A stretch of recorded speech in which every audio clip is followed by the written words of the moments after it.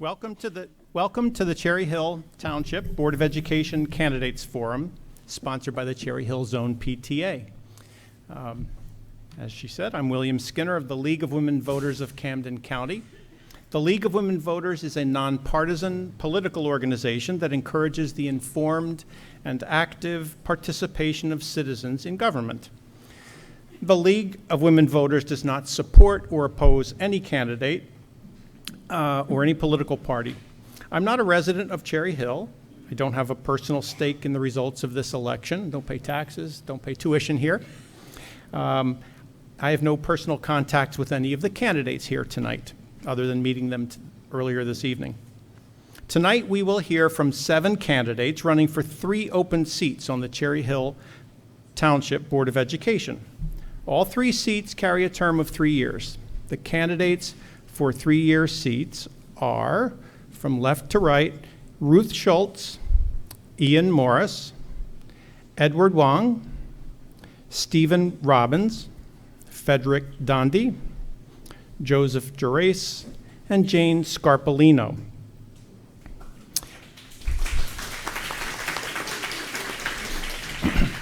To help us accomplish our goal of hearing the candidates' positions on the issues, we've established ground rules for tonight's forum.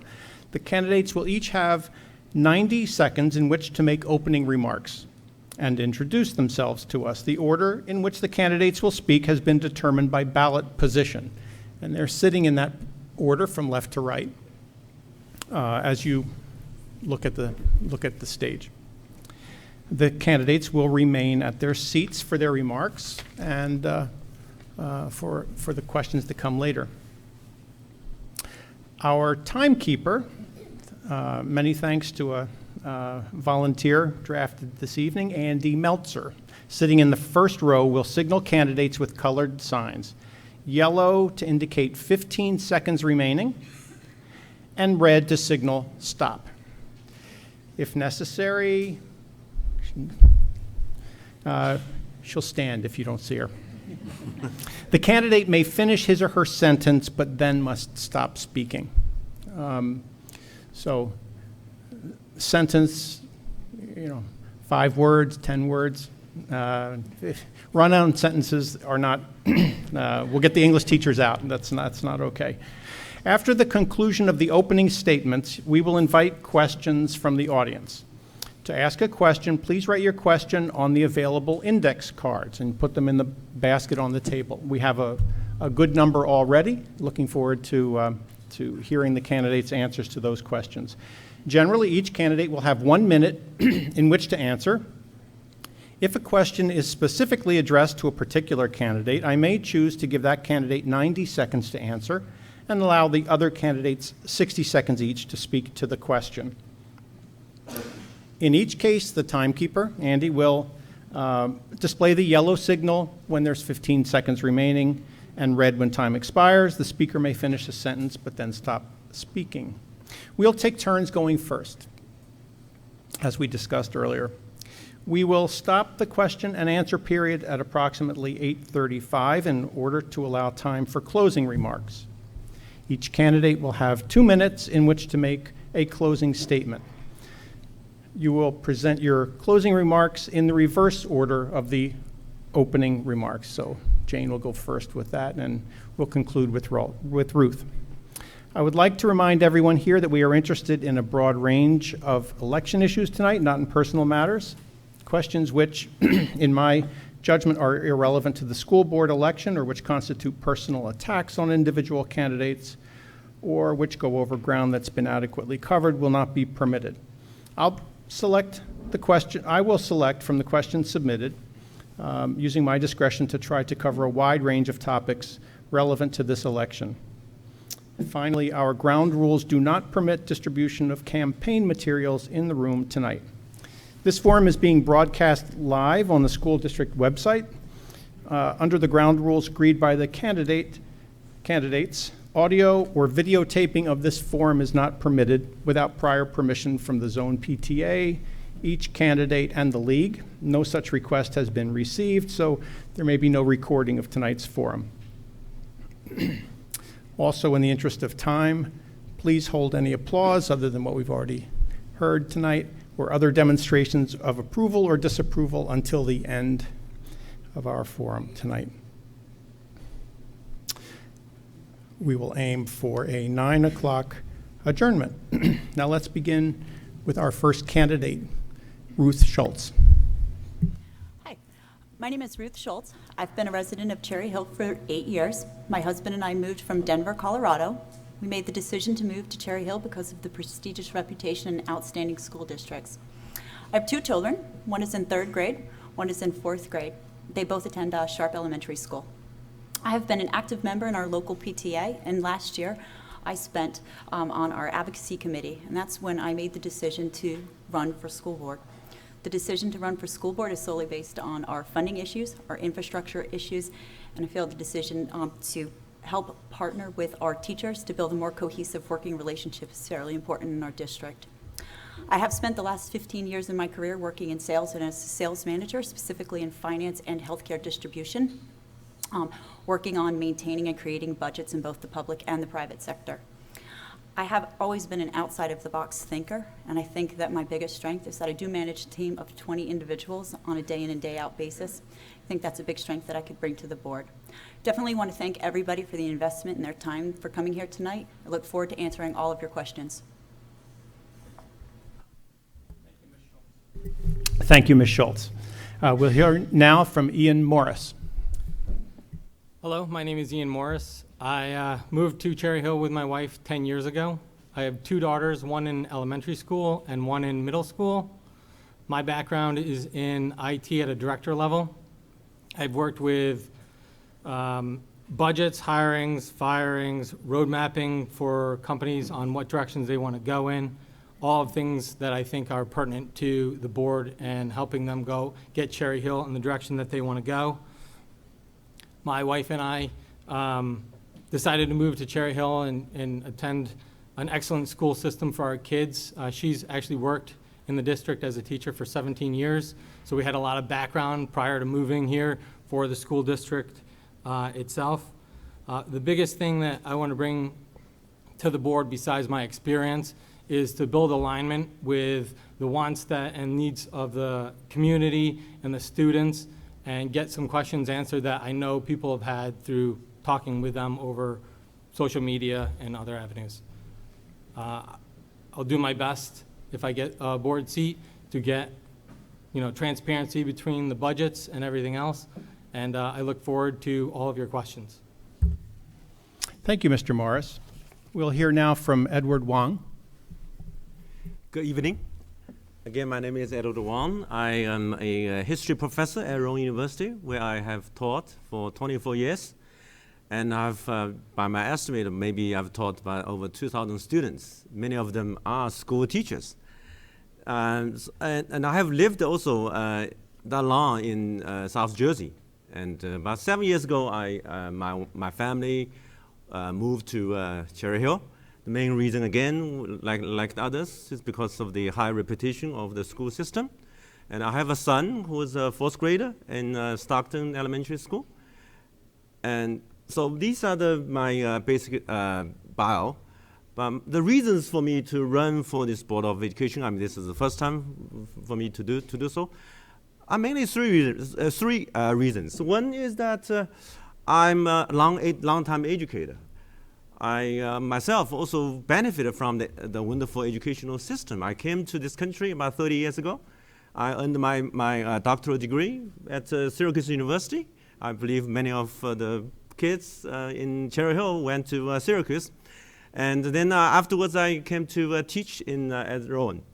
The second reason that I've seen is that our school is facing some strong competitors from our neighboring school districts. I would like to contribute my knowledge and also my experience in order to make it better. Thank you. Thank you very much, Mr. Wong. Steve Robbins. Good evening. My name is Steve Robbins, and I am seeking the honor and privilege to serve another term as your representative to the Cherry Hill School Board. Like most of you, my wife and I moved to Cherry Hill in 1994 for the schools. I became interested in school issues in 1999 when my neighbor invited me to a group coffee with administration to discuss the bond. I could see from the passion of both the administration and the parents that are in attendance why the schools in Cherry Hill are so cherished. I couldn't help but want to be a part of it. I joined the school board in 2007, and those of you who were active in school issues back then probably remember that time around 2007 as the years before. That is, the years before Governor Christie confiscated $3 million of district funds and withheld another $11 million in state aid, which we've yet to recover. But we've weathered the storm. All external validators show that our schools are excellent and that people are still flocking to Cherry Hill for the schools. I suspect this evening you're going to hear a lot of agreement that while our schools are great, there's room for improvement. But before you can fix something, you have to understand why things are the way they are.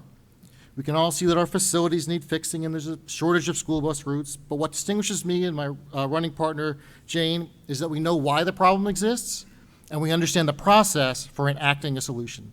I hope that by the end of this evening, you'll see that Jane and I are best equipped to keep our schools strong and improve above and beyond. Thank you. Thank you, Mr. Robbins. Frederick Dandy. Thanks for your time, everybody. My name is Frederick Dandy, and thanks for coming this evening.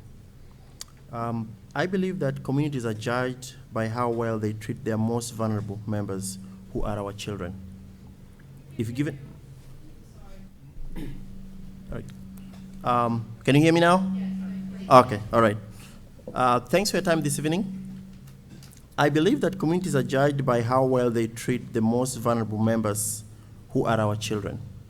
If given the honor of representing parents, teachers, our children, and the entire Cherry Hill community as a school board member, I will ensure that I continue to foster transparency with the community by always championing involvement and communication.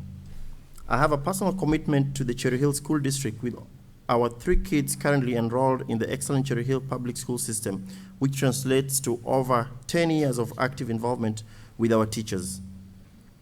My zeal to serve as a board member started when our teachers had no contract for about 2 years, and I realized as an active parent, I needed a voice in the board to ensure our teachers are treated the way they deserve to be treated. I have over 10 years experience in IT management, 5 years experience as an educator, teaching students every day. I have previous board member exposure with Junior Achievement of New Jersey. All that have prepared me to dedicate my service to our students, our families, the community, and most importantly, the school system employees, including our talented teachers. Thank you.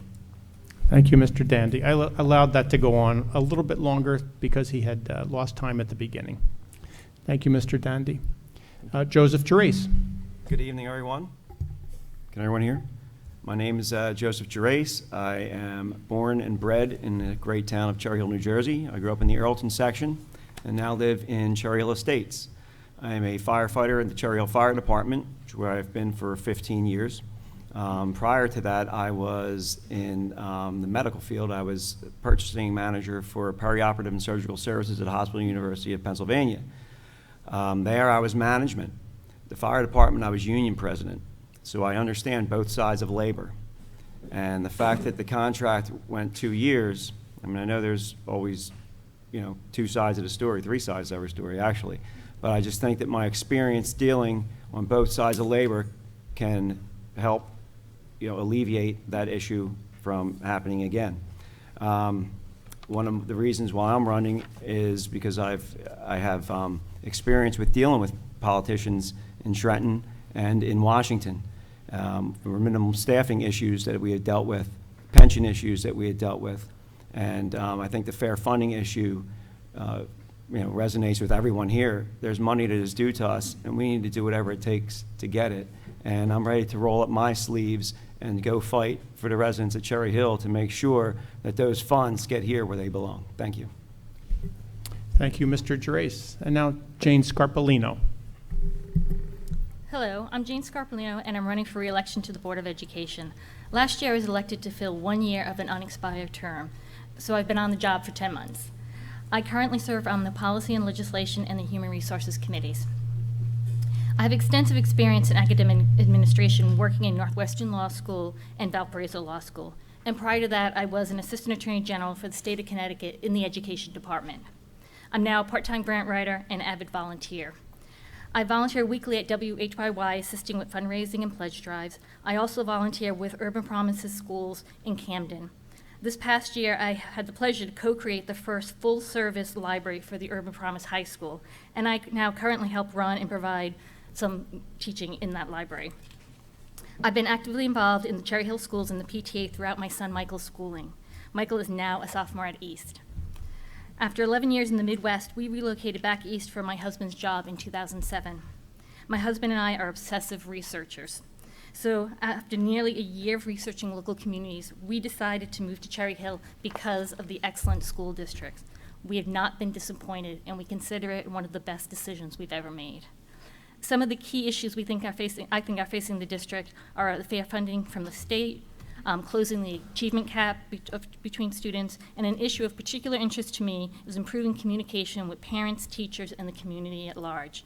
Steve and I look forward to continuing to serve the children of Cherry Hill. Thank you. Thank you to all the candidates. We'll begin now answering your questions, and each candidate will be given 60 seconds. If those opening remarks were short, the responses will be even a little briefer. Andy will give a 15-second warning with a yellow sign again as she carefully times your response, and red at the conclusion. As we've agreed, we will jump around a little bit so that it's not the same order every time. And for this first question, we will begin with Mr. Robbins, and then we'll go in the opposite direction next to Mr. Wong, and on around the circle in that order. What do you think is the role of a Board of Education member? That's a good question, because before I became a board member, I would have answered that question very, very differently. I understand the role of a board member as one purpose and one purpose only. That's to look out for the kids. The kids are the reason I'm on the board, and the kids are the reason behind every decision we make. Beyond that, I'm a layperson. I'm not an educator. I'm an attorney. I have a background in finance. I understand the issues that face the schools, but I will not pretend to be an educator. And one of the things you learn when you become a school board member is that you have very little voice in those types of decisions. You are required to rely on administration. But what you are able to do, and why I like being a board member, is ask questions, learn. The best thing you can be as a board member is to listen and learn, understand the issue, understand what's going on to help create a solution. Thank you. Thank you, Mr. Robinson. Now, Mr. Wong. I see two main things that a board can do. One is, again, some people already mentioned that's the main issue about the tax dollars. We have about 60% of our tax goes to our school system, and also from my knowledge, about $200 million in our school district. So we will see how it is being kind of spent. The second thing is how to balance the competing demands and the interests among the schools, the parents, and the whole community.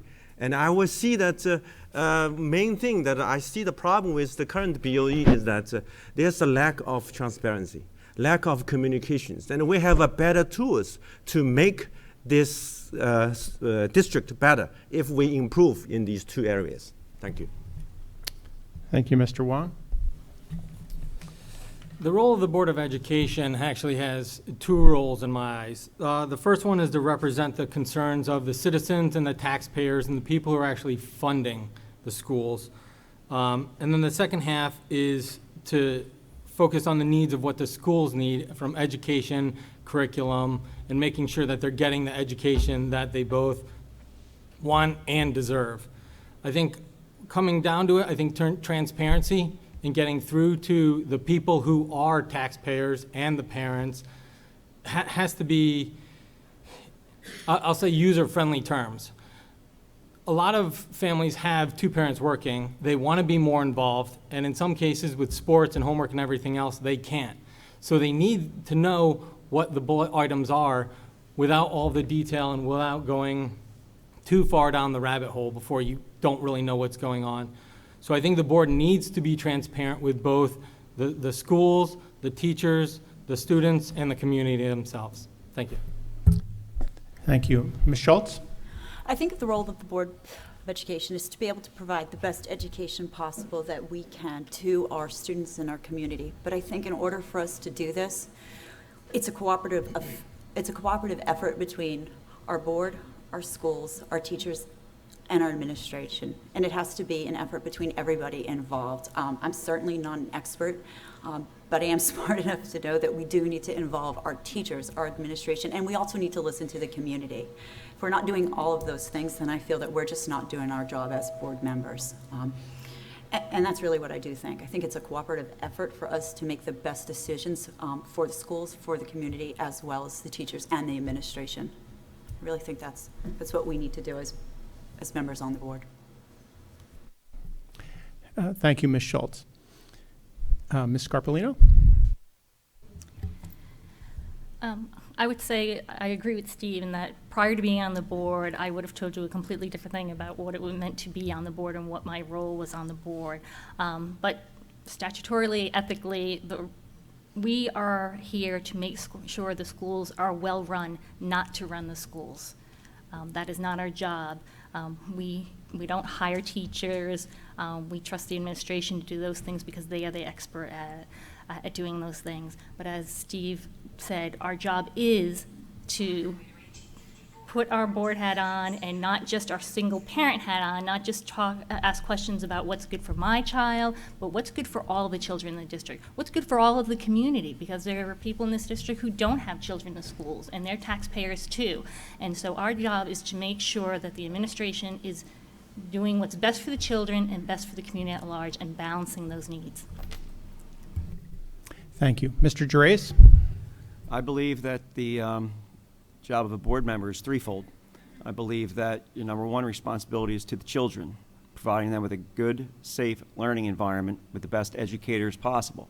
Number two, you're responsible to the taxpayers. It's their money that is being put forth, so you need to spend it wisely and put it in the right areas where it needs to be in order to run the school board efficiently. And finally, the teachers, because they're a shareholder in this as well.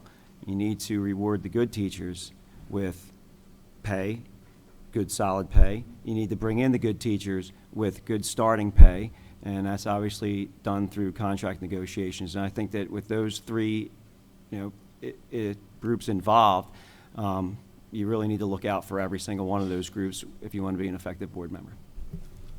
Thank you. Mr. Dandy?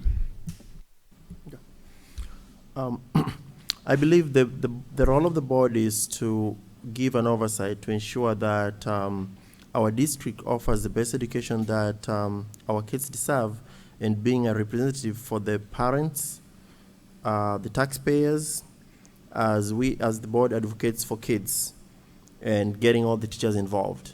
I would say that there's room for improvement, as has been said before.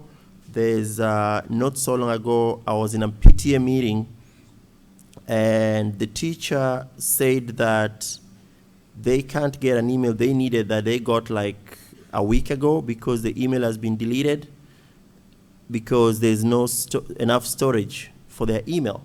I mean, is it 21st century, 2016? We all know that the board should be able to make better decisions so that the teachers have the information they need when they need it. Thank you very much. So that's, everybody's responded to that question, and now a couple of quick technology notes. Thank you to the person in the audience who made some noise. I forgot to mention, and I forgot to turn off my cell phone. Please do that now so that we're not interrupted by that during responses from the candidates. And to the candidates, if you could please either move the microphone a little closer to you or move you a little closer to the microphone. Aim for about 8 inches, maybe 6 to 8 inches if possible when you're responding to the questions. Mr. Bart can can adjust it, but if you're farther away, then he has to adjust it so there's feedback. So thank you very much. Well, this candidate, questioner, I guess was referring to things that he or she had heard during the campaign, but could have written this question after hearing the first couple of answers. Many of you candidates, have discussed making the board more transparent. How specifically would you accomplish this task? Mr. Gerace, I'm going to begin with you, and we'll go in the opposite order. Jane will be next. Yep. Bottom line is, I mean, with transparency is where's the money we're coming from, where's the money going, how is it being spent? And I believe that, any entity should be extremely transparent. Whether we get down to the how much we spend on pencils, I think you're going a little overboard, but I think with major issues and, major spending and where the funds are going, it definitely should be a transparent agency, just as everything should be. Thank you. Ms. Scarbolino? The board is actually one of the most transparent bodies in the state. All our committee meetings, except for Human Resources, which discuss personnel and student matters, are open to the public. And that's not true of all boards within the state of New Jersey. Information is communicated to the public through our website, Facebook, Twitter, the phone app. We don't have any secret meetings. We never get together in secret to decide anything. However, there's always room for improvement, and one of my main goals on the board is to improve that communication with the community, because I think, like myself, before I was on the board, I didn't really understand how the board worked, how best to participate as a community member, where to best get the information I'm looking for. As to the budget, that is on the website. It is available. It's to the public. And budget discussions begin for each year in January. They're discussed in the Business and Facilities Committee. They're discussed monthly. They're discussed at every board meeting, at every work session, and every action meeting. So I encourage people to come out. Thank you. Thank you very much. Ms. Schultz, the question is about transparency and how specifically would you accomplish increasing it, if that's also your goal? Absolutely. So I think in regards to transparency, I think we're all aware that the information is on the board's website. I think it's just a bit cumbersome for the average person to go through and decipher and have just a level of understanding about where the money is going. So I think the community, myself included, is maybe just looking for, we just want to know where the information or where the money's going, and exactly a maybe little bit better of a way to decipher through that information. I think that would be maybe the direction I would like to see if I was on the board us moving to, is maybe a Cliff Notes version of a more understandable way, if you will, of here's where your taxes are going, here's where we're spending it, and if we aren't spending it this way, maybe here's why. And I think that's might be the disconnect between here's the information, we are publishing it, and here's exactly where it's going in a Cliff Notes version. Because I definitely am not suggesting that it's not there, it's just not necessarily so easy to read. Thank you. Mr. Morris? I would agree with Ruth as well. I've been to board meetings and I've looked at both the long form budget that's put together as well as online. There's a short form that you go through. I think what the community of Cherry Hill is looking for, like Ruth had said, is more of the Cliff Notes version. Give them the bullets, because that's the stuff that they want to hear. So if you say, hey, there's a new program, it's going to cost this much technology, this much instruction, this much materials, that's what people are looking for. When it's broken out in a budget, it's hard to go through and know what pieces went to what programs. I think laying out like a 1, 3, and 5 year plan that is as simplified as possible so that people know where it's going. They have the Vision 2020 up on the website. Going through it, there's just, for a parent who has activities, kids, and sports, I feel like we want information faster, and that's what we were used to getting. Mr. Wang? Well, I will make 2 points. One was that in terms of transparency, it's not just about tax dollar. Tax dollars is important, but on the other hand, we have other things like leadership, how the leadership is selected for our school district. And I don't think that the community was very well informed about this. The second thing is that I don't know whether you have attended the board meetings, and I did, and I found it was very, very irrelevant to many of the people who are who are in the audience, because the board meeting was so long, and then toward the very last 2 minutes or so, you gave a chance to talk.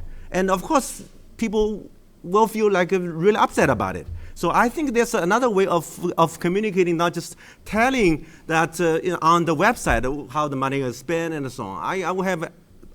You have other ways to improve the communication between the community and also the board. Thank you. Thank you, Mr. Robbins. Thank you. First, to set the record straight, there is absolutely a Cliff Notes version of the budget on our website. The state mandates a form. We use that form. We also have our own way of presenting the budget. There's a PowerPoint presentation from the actual budget hearing. That's put on the web, very concise. We have the budget broken out by class and the trend, the 5-year trend in the spending. So that information is already there. The way I look at transparency is maybe a little different from everyone else. Everything we do is in public. All the information is there, whether you're watching it on the streaming on the web or looking for it on the website or Twitter or Facebook, it's there. I think of it, the board as in a cubicle where 2 sides are clear glass and 2 sides are opaque. If you're standing on the opaque side, you think you're not being transparent. If you're standing on the clear side, you can see everything that's going on. It's our job to make sure that the parents understand how to get to the clear side. And we're working on that, and we know we can do better, and we will. Thank you. Mr. Dandy? Okay, thanks for that question. Actually, I personally got a question like that on Facebook, where a voter asked me about transparency. So yes, the information is there on the website, but chances are that the way the communication is being done is not reaching the taxpayers and the parents. There are so many ways to communicate, and involving the community will give the board the best way to communicate. So I believe there's room for improvement, and finding out if, there's a chance that if the information is posted on Facebook, or it's a text message is sent for somebody who wishes that they get the message that way. There are so many ways to communicate instantly that can be adopted. Thank you. I'll begin this next question with Mr. Dandy and then Mr. Robbins, and we'll go in that order. What is your position on whether or not we should upgrade our foreign language program to include languages such as Mandarin Chinese or Arabic that will help our children become more competitive in the global marketplace? Yes, Mr. Dandy, if you're... Okay. Thank you. First. We do understand, we do realize that it's actually a global economy, so there's a need to expand. But what I would say that expanding, already the teachers are pressed on the time they have on all the instruction they have to do. So there's already less time to do all the instruction that needs to be done. So what I would do is look at the data out there. If there's data that supports that doing that would add value to our student, then yes. But we realize that students also get chances beyond high school to specialize on language if they need it at college level that they can do. So I would say that would be data driven. If there's a need at this level, then it would make sense. If there's no need, we already don't have enough time to teach everything that our students need to learn. Thank you. Mr. Robbins? This is a good example of the difference between being sitting out there and looking at us and being on the board and looking at you. Personally, the way the question was phrased is my opinion, should we upgrade foreign languages? And my answer is, as a parent, is of course.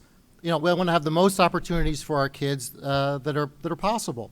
And if there's demand and the capability to teach the same roster of foreign language that you would get at a major university, that would be great. The problem is, that's just not feasible. And a lot of issues go into whether or not to expand the foreign language program. Are there enough teachers available?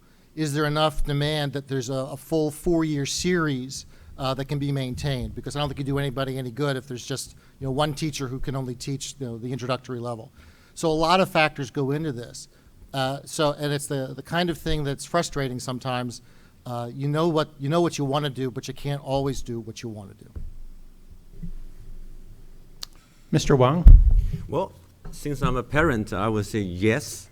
But of course, I'm not yet on the board, so I don't know how we should approach and to get it done. But on the other hand, from what I know, over 40 school districts in the state of New Jersey is now introducing Mandarin as a foreign language. So if other school districts, I would say many of them are smaller than ours, if other school districts can do it, why can't we? So that's the question. I think the board should take more responsibility in looking this matter over and to see how we can make it possible. Thank you. Thank you. Mr. Morris? Again, I agree. If it's our opinion and that's what we're going with, I think absolutely in the global economy, I think that would play a huge role in future business success and all. I think, but when you start looking at it, you have funding it. You have to buy materials. You have to get an educator to teach that. And then what if you only have 2 people take the class? So I think there's both the statistical side of what is the demand to get this in place, and ultimately there's only so much time in the day, so many classrooms. So what would you cut in order to put that in place?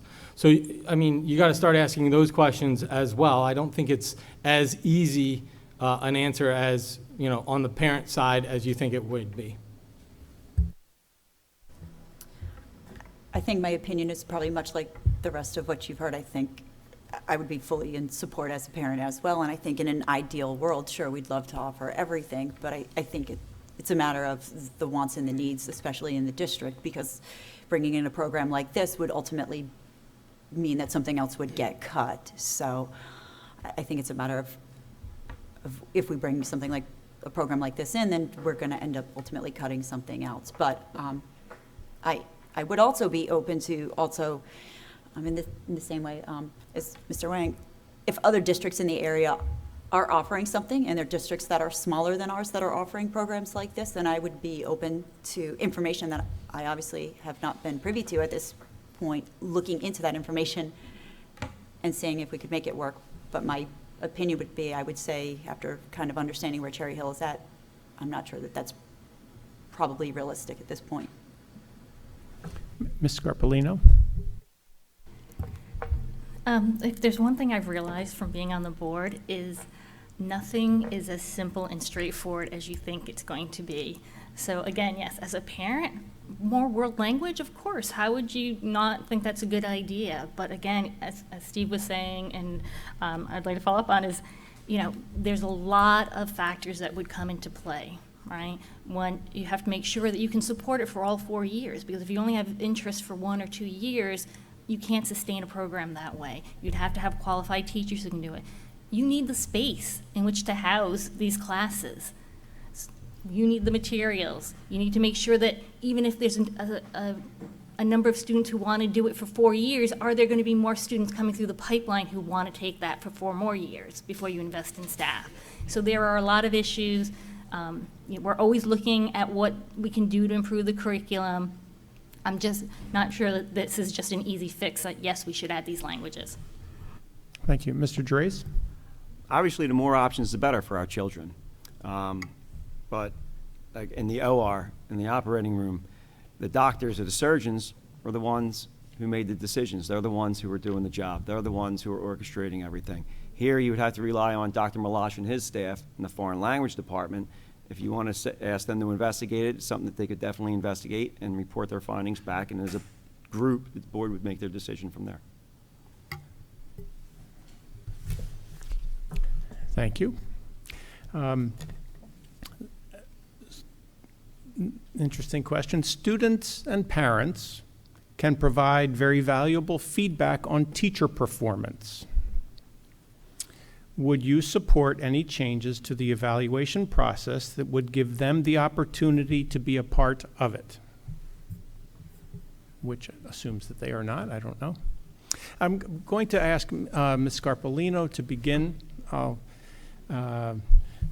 give you a second as I describe the rest of the order. Then we'll go to Ms. Schultz. I think parents give feedback generally on teachers already. I'm honestly not sure that we can legally have them involved in the process. I'm just really not sure how that would work. Clearly if a parent has an issue with a teacher, there is a process to address that issue. Starting with the teacher, if that's not resolved, then with the building principal, and then there's a chain of command. So I would hope that anything negative would be addressed long before evaluating or assessing the teacher. And hopefully positives we would hear back too, but I'm honestly not sure legally how that would work because it's a personnel matter, there are confidentiality issues. Thank you. Ms. Schultz, would you support any changes? I think my opinion on an evaluation system is that the best evaluation system is one that would be created by the teachers. I think our current evaluation system, the Marizano system, was put in place, and I'm not sure that anybody necessarily went out and asked the opinion of our educators or our teachers on that. I know this is more of a progressive idea, I understand that, but I think an evaluation system, for it to be effective, should be one self-created by the teachers, and I know that is allowed by my understanding, as I understand it, is that is allowed by the state. So if we want an evaluation system that would be input from the teachers and from the students, my opinion would be, I think we should go out and ask the teachers if that's something that they want, since they are the ones that are affected by the evaluation system. Thank you. Mr. Morris? I think that's an interesting idea. From my, experience with the Cherry Hill community, most people aren't holding back. If they have a problem, they voice their opinion. They're very outspoken. So I don't think it's necessarily they're not getting their say. It's where that then would be collected. I think if there are issues, they typically go to the chain of command and are processed accordingly. I think on the flip side of that is when you have someone that you really appreciate that really worked with a student, how do you then get those messages through to the administrators so they know that a good job was done, right? The news is always reporting on bad things, and then they have one good article. It's harder to get the positives out of it. How you collect that and deal with it, it's hard to say. I mean, for the same reason that doctors aren't allowed to operate on their own kids, because they're emotionally connected to it, and it becomes very hard to distinguish emotion versus what's logical. Thank you. Mr. Wang? Well, I would think that involving parents in the day-to-day teaching performance would be harder. It would be pretty hard to do. But on the other hand, I think the schools and the district can respond better to some issues arising from the student-teacher kind of relations. Because I have heard several cases, and the school has not taken strong actions. We have great educators in Cherry Hill, on the other hand, from time to time would have some people who are not performing up to the bar, and how the school leadership is responding to the complaint from the parents. I think these things we can do in order to make our educators better ones for our kids. Thank you. Thank you. Mr. Robbins?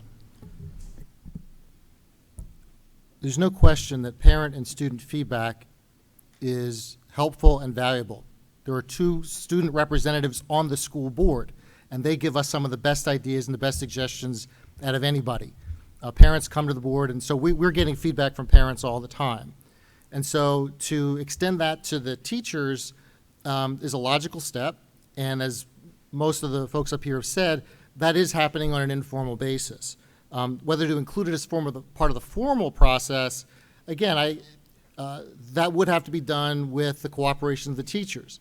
Many of you may not know that the evaluation for teachers is state mandated.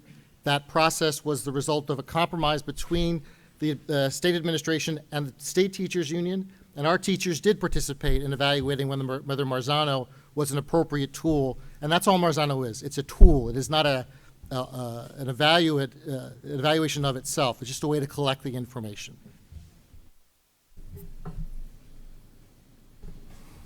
Mr. Dandy. All right. What Mr. Robbins has said is accurate. There are mandates that come from the state that the board has little, actually no input on. So they just have to follow them. Like teacher evaluation, it's something that goes on across the state. So it's not something that is just unique to our district. Per the feedback from teachers and parents, we've all gone to parent conferences. I believe the feedback we are getting is great. I believe the district has an open door policy. Our principals are very accessible. So there's no point where I felt like there's an issue that the principal can't solve or the principal doesn't have a way to get a solution. There's always a very clear channel of communication. Thank you. Mr. Gerace? I agree 100% with what Frederick just said with the open line of communication and parent-teacher conferences, back to school night. There is your opportunity, and there's other avenues to take as a parent. As far as evaluations go, I think they need to be done 360 evaluations, done with the teachers, the administrators, principals, and the Board of Education, in addition to what is mandated with the, by the state. It's productive. Evaluations are a productive way. Not all, people think, oh, evaluation is something that's negative. It's not always negative. It's positive. You can be used in a constructive manner. The fire department, we have this system. It's the 360 evaluation process. It's used in a productive manner. It's not to get anyone in trouble. It's to help improve them and become a better employee for the residents that they serve. Thanks. This next question, I will start with Mr. Robbins and go in the other order. Yes. I'm running out of battery. Can I borrow someone's phone? I didn't realize how much this kind of drains the charge.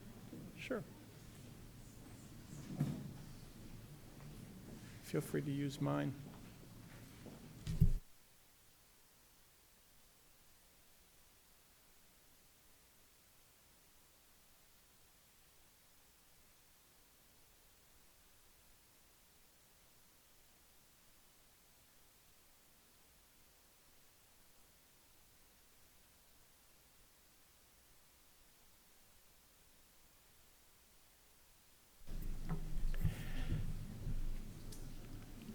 This is audience participation night at the candidates forum. Thanks, Andy. Thank you for the battery. Appreciate it from everybody. This question. Okay.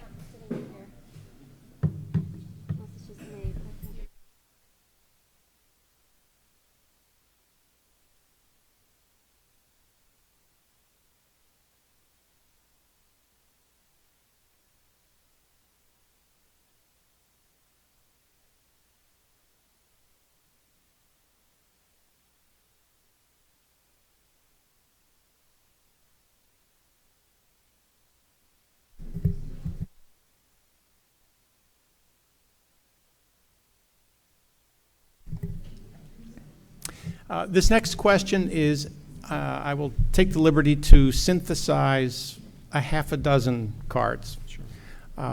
And ask the question this way.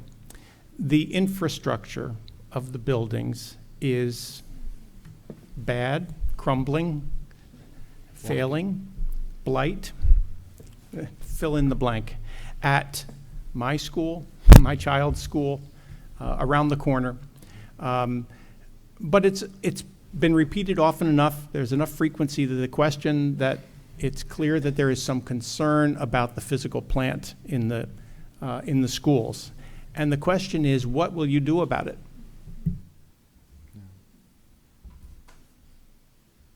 Tell me when you're ready to go.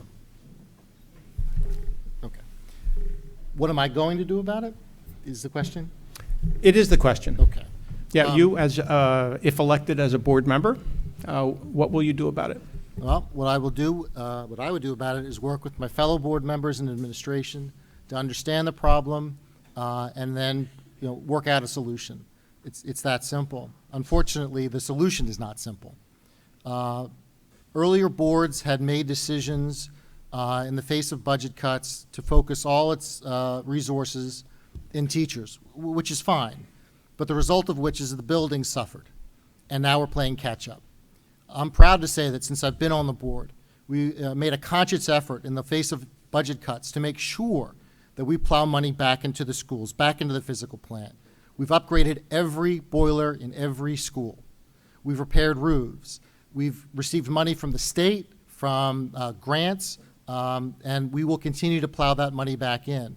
But the most important thing is to understand what our needs are and take care of those needs as quickly as possible in the most equitable way possible. And the way you do that, as an individual board member, is to talk, listen, and learn. Mr. Wong? Well, when our family moved to Cherry Hill for the reputation of the schools, and when I sent my kid to Stockton, and I heard that was a wonderful school, but I was somewhat shocked by the physical appearance of the school. So I was now I hear some of the explanations. I think that actually speaks to the key issue that has been talked about this evening. That was how do we spend the money, how we prioritize the budget items. I know that, of course, we have competing demands. Then maybe the best thing is possibly to involve the community, the parents more, and see what is on their mind more important than the others, and then we can make a more informed decision. Thank you. I think this is an important question, and it's one of the driving factors that, pushed me to run for a seat on the Board of Education. The board is doing work. They're replacing ceiling tiles and sensors and putting drainage and stuff in. Some of it's community driven by people going out and voicing their opinion on unreadable signage, streets, and having clearly paved lines so people know where to park. So stuff is getting done. I think some of the concerns that people have are twofold. One is, again, transparency. If work is getting done, we should be celebrating that, and the community should know all the work that is being done. If boilers are getting changed out, that should be the forefront, in my opinion. The other piece of it is, where is money being spent that it shouldn't be? So if you look at standardized testing and the amount of money that Cherry Hill was forced to dump into that so that we could take these tests, that was money we could have spent on infrastructure if we had had the opportunity to spend it there. So it really comes down to work is being done, more work does need to be done, and we have to get the right funding for it. Thank you. Ms. Schultz? Yep. So when it comes to infrastructure, I'm an outside-of-the-box thinker, and I think that the best thing we can do as a community is look to some strategic partners. We've got a lot of people out there in the community that have often said, I can volunteer this, I'm willing to help here, and I know that we so often hear, well, we're a school and legally we may not be able to do X, Y, Z, but I think the best thing that we can do is figure out what can we do and who can help us.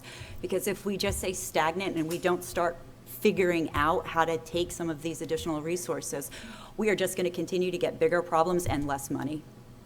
I think also it's twofold. We have beautiful new turf fields, and we need to start figuring out how to use our schools that we should be proud of and start using them more as a community resource. And there's just, we have wonderful resources on the board. We've got lawyers. We need to start working more together as a community and figure out how do we get our schools, use them as community resources. We should be proud of that. And how do we find strategic partners out in the community to come into the school and say, I am willing to paint and use my time to help fix up this. Thank you. Ms. Scarpolino? Just to piggyback on what Steve was saying, we have been putting a lot of money into the facility improvements, but we have a plan that's reasonable and responsible and done within our budget. Between 2009 and 13, we spent over $27 million in facility improvements, and from 2014 to 16, we've spent $19 million alone. 40% of that is funded through grants and energy credits, so we're using every opportunity to get other money than our money to pay for these things. 41 of our 42 SDA grant applications were approved. So that was money we got for funding. So, we are looking at things, we're making sure we're doing things in a priority, safety first. Just to comment on the turf fields were gonna need to be done. They were in the long-range plan, but the town came to us and offered us to pay for half of it. That was money on the table now that might not have been there a few years down the line. And we decided to do that because then it would free up money that we could then use for other facility use repairs. Thank you. Mr. Gerace? Grants are definitely the way to take, the avenue to take. The first thing you have to figure out is what's going on in our schools. What exactly is wrong with the schools? Are they falling down? Are there mold issues? Is it just the boilers? What's going on with them? And if there's some major problems, is it smart to put Band-Aids on big bleeds, big bleeding wounds? All right, so we have to identify those problems first, and then we have to address those issues, and we need to come up with options. It's just not, let's just decide to do one thing and go through and do it.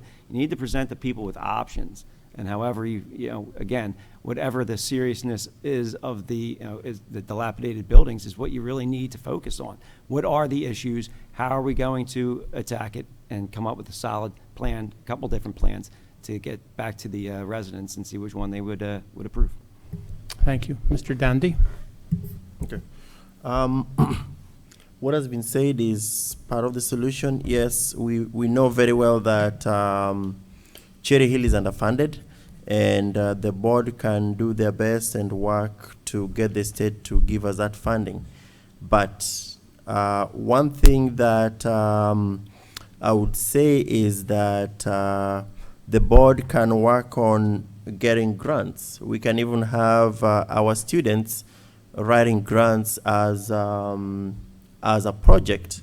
Currently, I'm actually actively working on a grant for Cooper for a shared structure. It's a funding that is out there. All you have to do is apply and get it. And there's so many of those.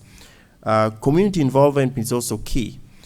Just the last 2 weeks, Cub Scout Park 170 painted the APR at Cooper, and if you walk in there, it looks much better than it used to look like. So we can do a couple of those and come to a solution.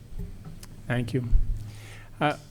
I will begin at the far end with Ms. Schultz for this question, and we'll come up the row this way and finish with Ms. Scarpolino.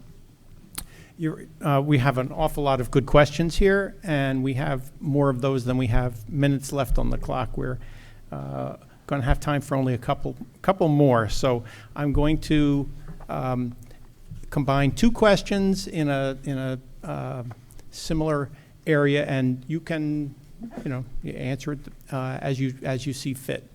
One question reads, over the last several years, Cherry Hill has lost several excellent teachers to other districts. What would you do as a board member to try to retain or recruit excellent teachers for our district? So one has to do about specifically about recruiting teachers and retention, and the other is something we've heard referred to a couple of times here. Last year, teachers went over a year without a contract. What will you do, if elected, as a member of the Board of Education, to prevent that from happening again? I think that's a great question. And that was definitely one of the main reasons why I decided I wanted to get on the board. I think that fostering a excellent working relationship between the board member and our administration, as well as our teachers, is critical. I think our biggest asset in Cherry Hill is our teaching staff. And I think that we need to do a really good job moving forward of asking the teachers and working with the teachers and saying, what do you need and how can we help you? And how do we make it better for you? Because without our teachers, that is what makes Cherry Hill's education system great. And I think that we need to kind of do a good job of working with them and saying, as as a board and as a community, how can we help you, and what do we need to do to make it better for you, to get you the tools and the resources that you need to do your job. I just think it's very important, because I do believe teachers are our biggest resource. Thank you. Mr. Morris, again, apologies for piling on that question. Recruiting excellent teachers and union contract. I think from a recruitment standpoint, I think Cherry Hill's reputation still does draw in good teachers and talented people. I think some of what is driving them away once they get here is workload.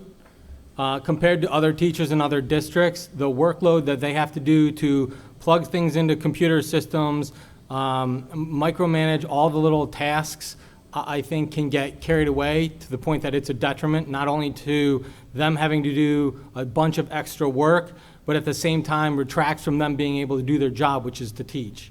You have people who have bachelor's degrees, master's degrees, and doctorates. They're qualified and they were hired to do a job. Let them do their job. There is always going to be some kind of testing system and some way to make sure that they are doing what they're supposed to be doing. But when we micromanage them, we're doing a detriment to them, and it will drive them away over time. Thank you. Mr. Wong? Yeah, these are very important issues and also very difficult issues for us to face and also deal with. That I already mentioned that we are facing strong strong competitions from our neighboring schools, and I think that's actually, these are the examples that our neighboring school districts are getting our best teachers at this point. So I would say that the one way of doing that is, again, to have some kind of a consistency in supervising and overseeing the teaching performance, because I've, again, since I decided to run for the BOE, I've talked with many parents, and they found that the consistency wasn't an issue, because in the sense that some the person will have more kind of resources versus the others, and some schools are also having kind of different kind of treatment from the school. So I would say that's the way that we can help, and that will help retain our educators. Thank you. I was on the contract negotiating committee, and a lot of what went on is confidential, so I'm a little bit hamstrung because I can't actually tell you what went on. All I can say about the delay in getting the contract done is that it's a process. Things take time, and the board was always ready, willing, and able to negotiate with the union, and will always continue to want to negotiate with the teachers, and will continue to do that. With respect to recruiting, the board insisted in this last go-around on increasing starting salaries. It was actually one of the reasons why things got held up at the end, is because the board knows that we are lagging and we're finally catching up, and we wanted to increase those starting salaries.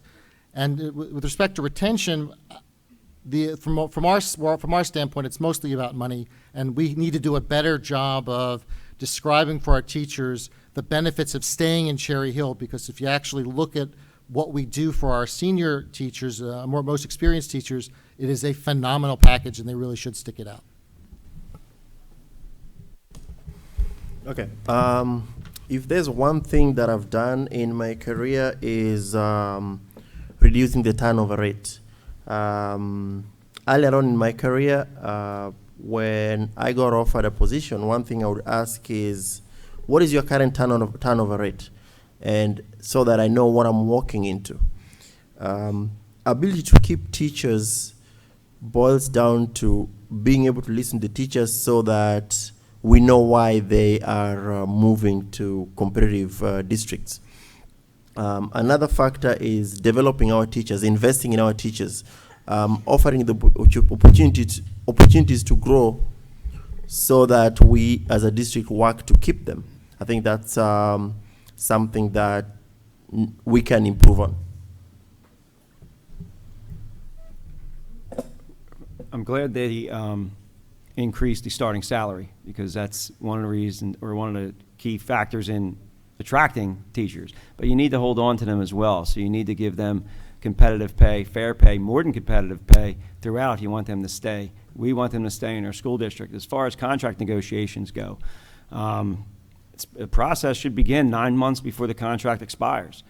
One of the sides needs to reach out to the other and say, we're 9 months out. How about it's 6 months out? In 3 months, we'll sit down together and we'll meet and we'll discuss what you're looking for and what we are looking to do, and begin the process right then and there. I've negotiated 2 contracts. One went very well and was smooth. The other one was bad, and it drug on for a little bit. I was involved in something like that, and it's just a matter, sometimes 2 sides get together and they just need a lot of meetings, a lot of time to work things out. The worst thing you can do is stay separate and go long distances between meetings.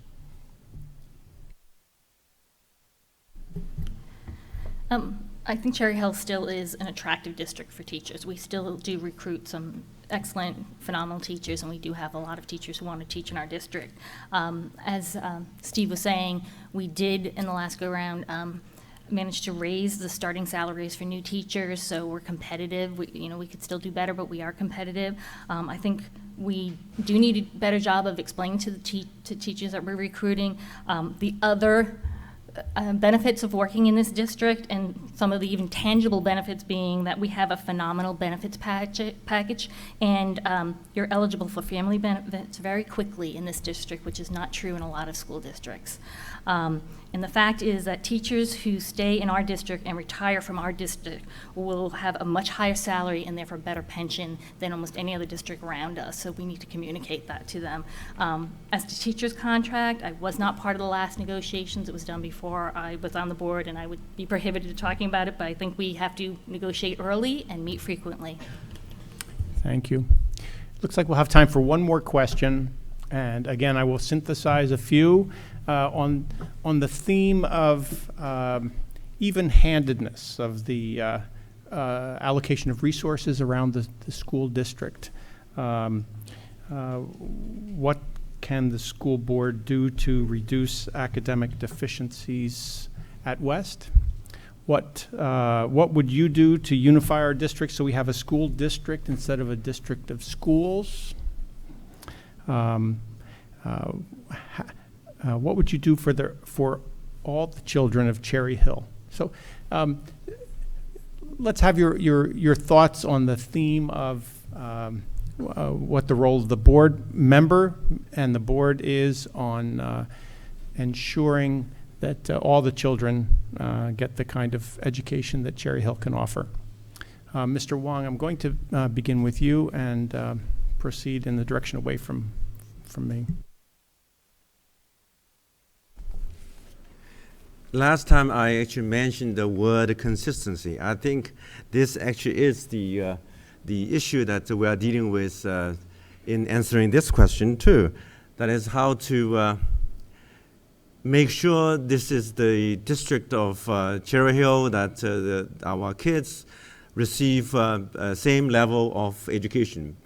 But the situation, as far as I know, is not so ideal, because you have staff instability, meaning that some of the school teachers will teach first grade for 3 years and so on, and then they suddenly, without informing the parents, they begin teaching at the 5th grade and the 4th grade. And then from some best research that a teacher needs to be feeling comfortable in teaching 1 grade for at least 4 years or so. So this kind of moving around will also frustrate the teachers. That's maybe the reason why they were also leaving. So that's the thing that we have to address. Thank you. Thank you. For the unifying, getting, I guess, a fair, balanced education, that piece of it, from what I know, I would say you have to collect the data and look at where the deficiencies are, and then put together an action plan to address those with whatever you need necessary, but within reason. I think as unifying the district of schools, I think there are some programs in place. I think the Volley for Support is a great event that raises a lot of money for Cherry Hill. It brings all the schools together. They're supporting their schools. They're competing against each other. There's a trophy now as well, and each year they get their name on it. So I think setting up more activities that bring everyone together so that, we are one big community, I think that's a step in the right direction. think my opinion in regards to unifying the schools is it's really important that we're making sure that we're giving the students at East and at West the same experience from an education standpoint. I think that might become very difficult if we're not giving all of the teachers the tools that they need to do their job in the classroom, and giving all the teachers so that they can provide the same experience to all their teachers. And I think that becomes difficult when we're in a situation where we don't necessarily have the funding so that we can provide every teacher with what they need to provide that same customer experience across the high schools, across the middle schools, across the elementary schools. So I think to unify our district, we do need to make sure that we're consistently providing the same experience to all kids. So I think if we can figure that piece out, we might be able to provide that to our district. Thanks. Ms. Scarpolino? All of our schools are excellent. I would have been happy if my son went to any school in this district. So it's not a question of the quality of the schools. There is an achievement gap within some schools and between some schools. Some of that has to do with demographics. Some schools have more disadvantaged students than other schools have. That's not an excuse. It's something we look at constantly and try to figure out ways to improve the performance of those children, but there are some barriers in these children performing at the same level as maybe some other schools. A lot of what we use the data for, a lot of what we use assessment data for, is to see where, to kind of drill down and see where the issues are in these schools so that we can then do the programming that's necessary. Some of the schools that seem to be maybe, on paper don't look as if they're achieving as well as some of the other schools, East or West side, they're not getting less funding. In fact, some of those schools are getting more funding through the Title I program of the federal government to address those deficiencies. Thank you. Mr. Gerace? I think in anything, you're always going to have gaps and deficiencies. You just have to find out where they are and address them, figure out how to address them, and put together a plan to try and lessen the gap. I think a lot of it, again, comes down to funding and getting our fair share of funding, and we really have to fight to get what's right for us. I mean, Lindenwold, I was just taking a look at last week, 63% of their school budget is state funding, and we're getting about, I think, like $15 million when, the city of Camden, I think, is getting like $270 million. We need to go get our fair share of money, and I think that will take care of some of the issues that we're facing here. Okay, Mr. Dandy? Okay. I believe that one district, we should have the same experience across the board, be it East or West. Earlier on, I thought that it was just a talk because, I would talk to parents, I would talk to students like, okay, the experience you have in East and West, there are cases where there's a feeling that East gets, different experience than West, but it should all be the same. On the deficiencies that are there, getting all the stakeholders involved and working through it, and also sharing resources so there's more interaction between the community or the schools, that would help. Thank you. Mr. Robbins? Thank you. I think this is the best question of the night, frankly. Because this is the one thing that a school board member can do, and that is set policy for the district and goals. If you look at all of our school board agendas, every meeting has the district goals. And every year I've been on the board, one of our district goals is to close achievement gaps where they exist. It is very much front of mind. And as Jane said, there are a lot of challenges to that, but that's not an excuse. And it's also not about money. You look at Camden, they're getting $200 million from the state. They have a lot of problems. The money isn't always going to solve the problems. It's about knowing where the problems are and allocating the resources you have to deal with those problems. We've done a lot of research. We actually found that one of the big sources of achievement gaps is length of time in the district. Students who are moving into our district late, coming from disadvantaged backgrounds, are having more trouble than students from disadvantaged backgrounds who have been in the district throughout. And so we made changes to help those students come in more. So we are looking at these things. They're front of mind, and we'll continue to work on them. Thank you for all your responses. And thank you again for all your excellent questions. It's time now for closing remarks. We'll be doing that in the reverse order of ballot order. If you've made your selection from the candidates, you can remember from left to right is the ballot order. 1, 2, 3, 4, 7 begins with Ms. Schultz, and on over to Jane Scarpolino. So when you're ready, there will be a 2-minute opportunity, and at 1:45, you'll give the yellow warning, and as before. I want to thank Zone PTA for hosting this forum and the League of Women Voters for moderating it. I'd also like to thank all the community members here tonight for their insightful questions. My passion for Cherry Hill Schools comes directly from my son's experience as a student and my experience as a mom in the district. I am constantly impressed with the quality of education he is receiving. Not only are the classes and teachers excellent, but he has benefited immensely from the many intangibles that our district offers.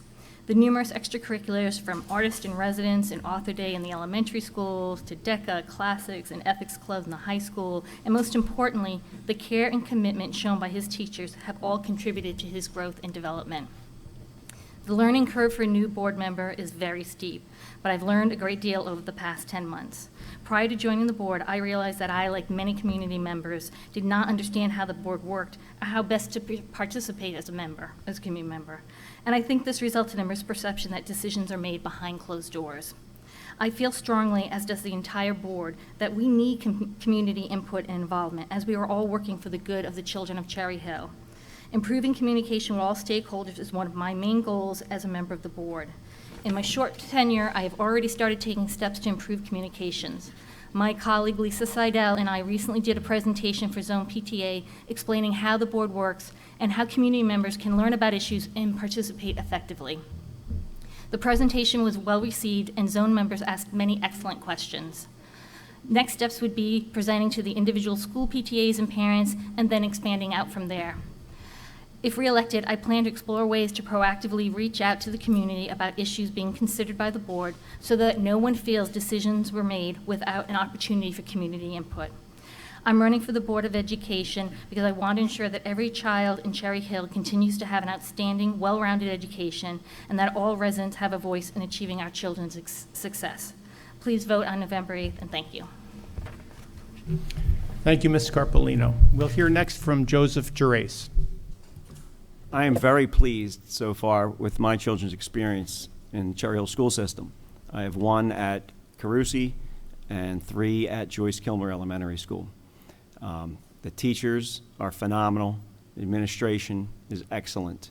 There are some issues that I see that do need to be addressed. One was, as we talked about earlier, the conditions of some of the schools. The other is a transportation issue. And I have plans in place ready to be submitted, and I will submit them to the board to, for whatever they, choose to do with them, whether I'm elected or not. I hope you would elect me to the school board because this is the kind of work that I'm willing to put in. I roll up the sleeves, I get dirty, I get in there, and I do the research. When I took over our union, we had $26,000 because we were spending frivolously, and I'm not accusing anyone here of spending frivolously, but I know that's what we were doing. When I left 8 years later, we had $206,000, and that was through hard work, dedication, and getting our members involved, getting the community members involved, doing whatever it takes to get the job done. I think that's what I can offer here, and that's what I want to bring to the Cherry Hill Board of Education if elected. Thank you. Thank you, Mr. Gerace. We'll next hear from Frederick Dundee.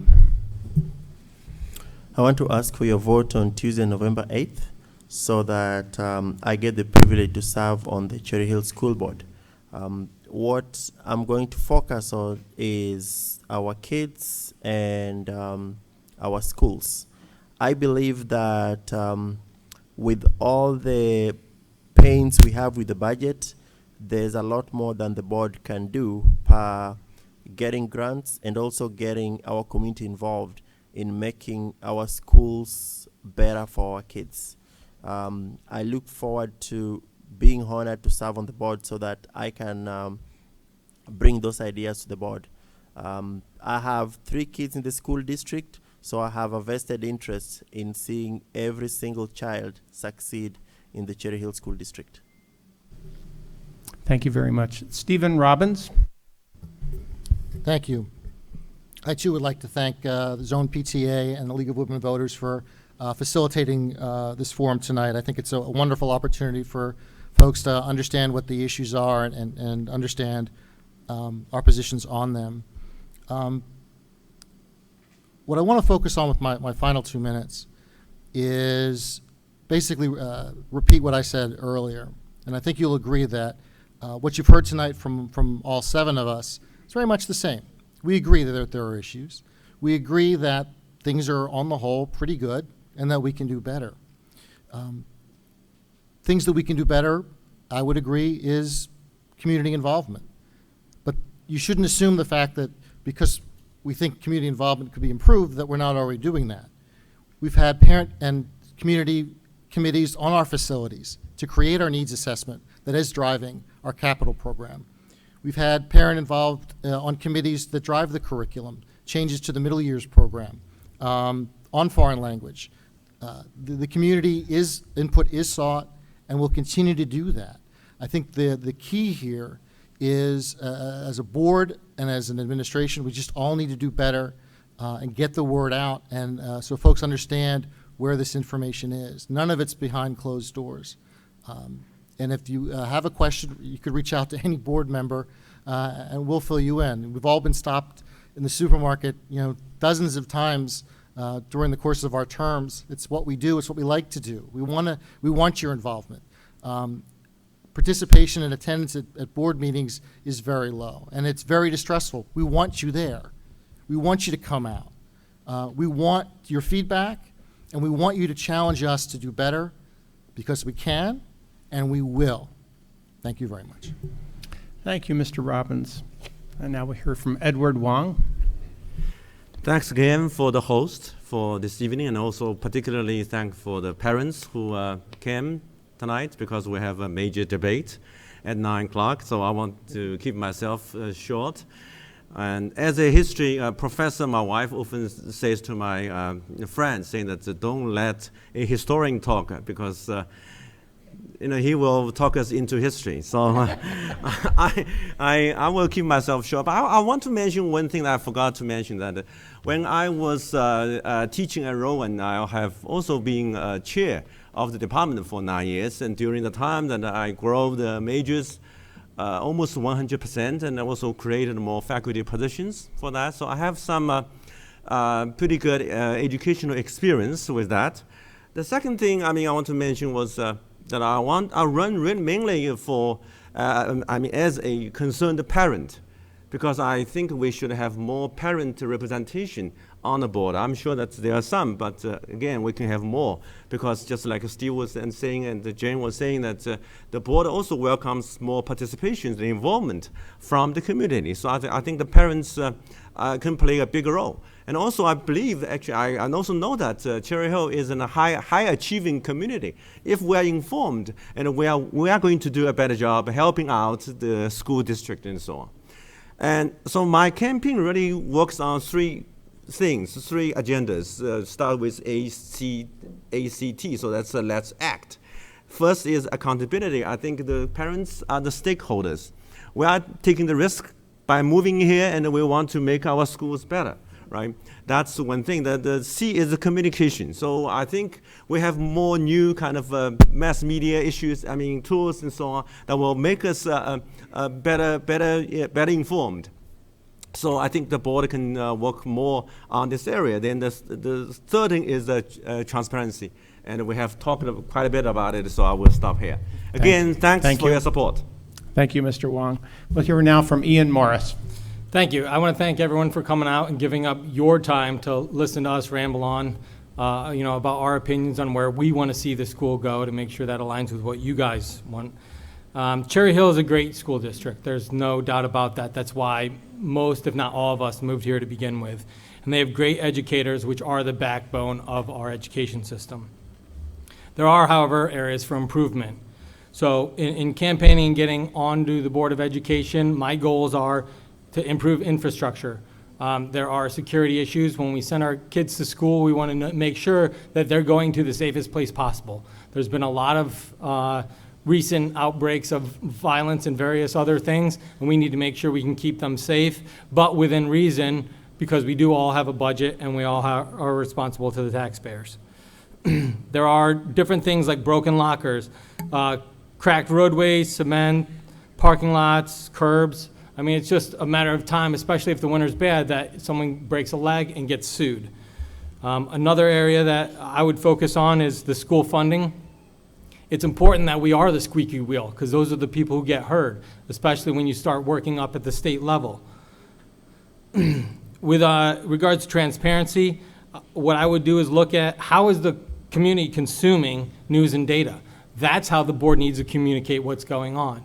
If they are doing positive things and they're not seen by the community, they might as well not happen, because the community doesn't know until they voice their opinion and then they're told about it. I understand that there are things out there, like I mentioned before, the Vision 2020 and stuff like that. When things are accomplished, they need to be presented so the community knows. Along with when the community voices concerns, they need to bring those up and then list those out and let people know that they have been heard and something will be done about it. Maybe not today, maybe not tomorrow, but it is on there and it is being looked at. And lastly, I think staff relations is going to be a key issue moving forward. We need to give teachers the voice and then listen to what they're saying. Thank you, and please vote. Thank you, Mr. Morris. And finally, we'll hear from Ruth Schultz. I also want to thank everybody for coming tonight and their time as well, the Zone PTA and the League of Women's Voters as well. I hope that everybody has a good understanding or a better understanding of my ideas and views as a candidate for the board, and more importantly, I hope that you agree with them as well.